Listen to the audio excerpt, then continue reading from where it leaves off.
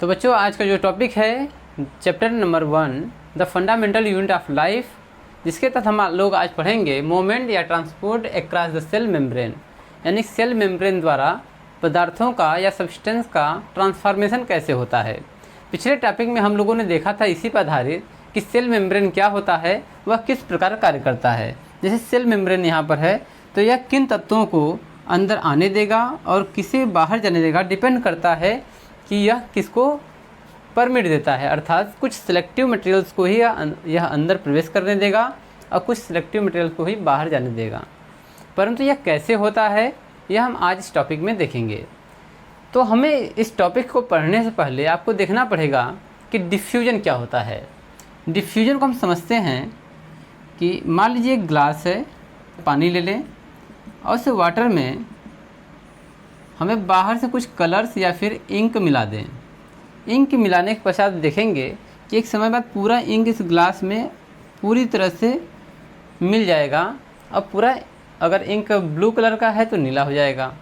तो इस प्रकार यह जो प्रोसेस कहलाता है, यह कहलाता है विसरण या डिफ्यूजन।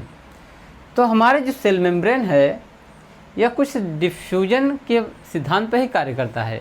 डिफ्यूजन जो है एक ऐसा प्रोसेस होता है कि जिसमें किसी प्रकार की एनर्जी की जरूरत नहीं पड़ती है, न बाहर से एनर्जी देना है न लेना है, ये ऑटोमेटिक होता है। यह डिपेंड करता है सांद्रण पर। सांद्रण क्या होता है? सांद्रण होता है high concentration to lower concentration. जैसे मान लीजिए कि मेरे पास एक टैंक है, इस टैंक में मैंने पूरी तरह से चीनी घोल रखा है, इसमें वाटर H2O प्लस शुगर है। मैंने दूसरा टैंक लिया है जिसमें केवल वाटर है H2O। अगर हम इन दोनों टैंक को मिला दें, एक पाइप के माध्यम से इन दोनों को जोड़ दें, तो कुछ टाइम के बाद ऐसा होगा कि जो इसमें चीनी की मिठास है धीरे धीरे यह इस टैंक में पहुंच जाएगी। ये तब तक पहुंचती रहेगी जब तक दोनों टैंक में मिठास बराबर न हो जाए।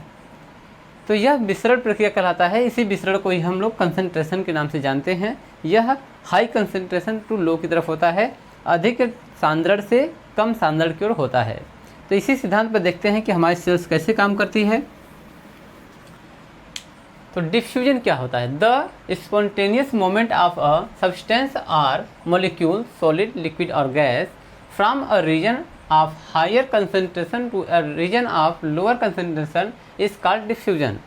का सांद्रण वह प्रोसेस होता है जो किसी पदार्थ में या फिर किसी मॉलिक्यूल में, वह मॉलिक्यूल सॉलिड भी हो सकता है, लिक्विड भी हो सकता है और गैस के रूप में भी हो सकता है, हाई कंसंट्रेशन से लो की कंसंट्रेशन की ओर बढ़ता है। इसे ही हम डिफ्यूजन के नाम से जानते हैं। तो यहाँ पर अब हम लोग देखते हैं कि high concentration to low concentration के एक एग्जाम्पल के बाद समझते हैं। जैसे मान लीजिए कि मैं एक रूम में अगरबत्ती को सुलगा दिया हूँ। अगरबत्ती आप जानते ही हैं, आप धूप भी ले सकते हैं, धूप भी एक तरह से। जब हम रूम में धूप को जलाते हैं तो ये क्या करता है, धीरे धीरे इस पूरे रूम में ये फैल जाता है।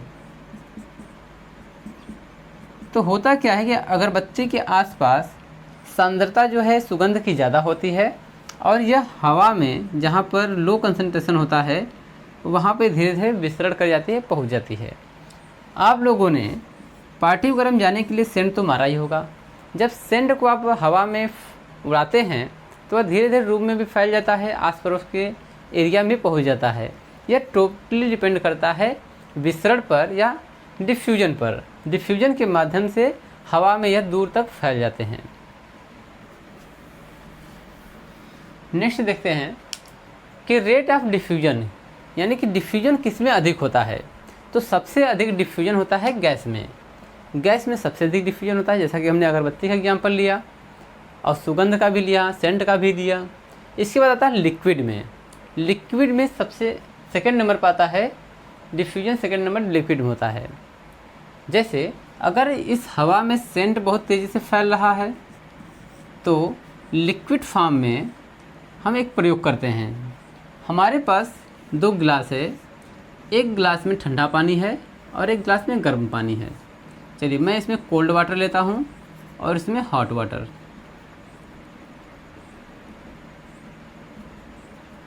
जब इसमें हम किसी स्याही को जब इसमें एंटर करेंगे इंक को INK,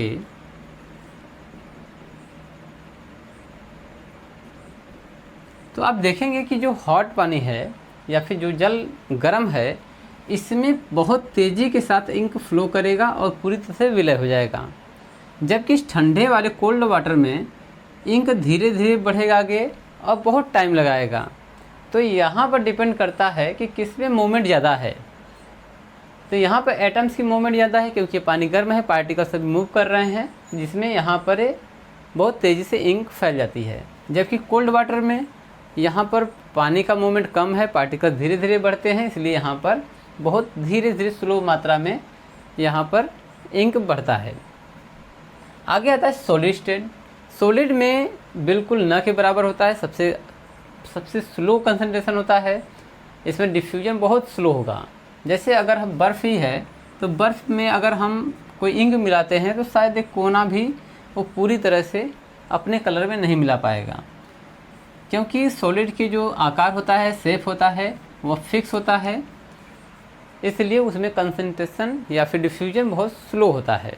ठीक है, क्योंकि हाई कंसंट्रेशन हो जाता है तो इसमें डिफ्यूजन बहुत स्लो होगा। तो सबसे हाई डिफ्यूजन गैस में, सेकेंड नंबर लिक्विड में और थर्ड नंबर सॉलिड में।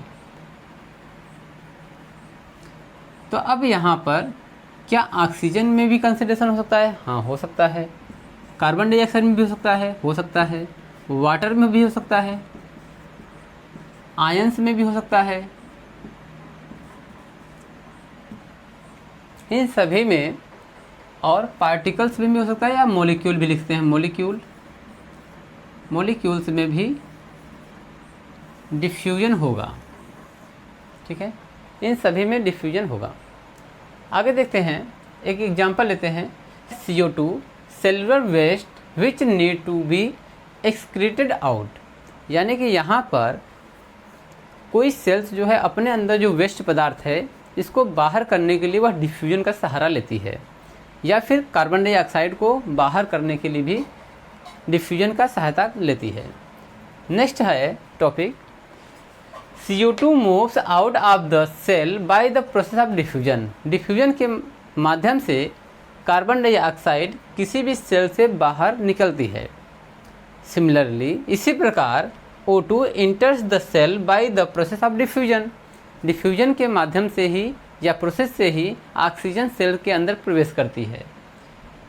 Concentration of CO2 inside cell high, concentration of CO2 in external environment.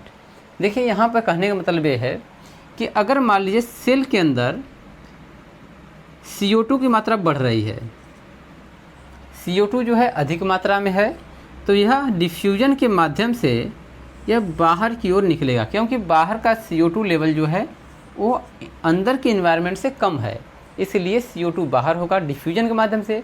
Diffusion में किसी प्रकार की एनर्जी की आवश्यकता नहीं पड़ती है। इसी प्रकार जब यहाँ पर ऑक्सीजन जो है लो हो जाता है, ऑक्सीजन का लेवल कम हो जाता है, अगर हमारे बाहरी इन्वायरमेंट में ऑक्सीजन लेवल ज़्यादा हो तो इस कंडीशन में यहाँ पर ऑक्सीजन एंटर करेगा। प्रोसेस क्या है? डिफ्यूजन।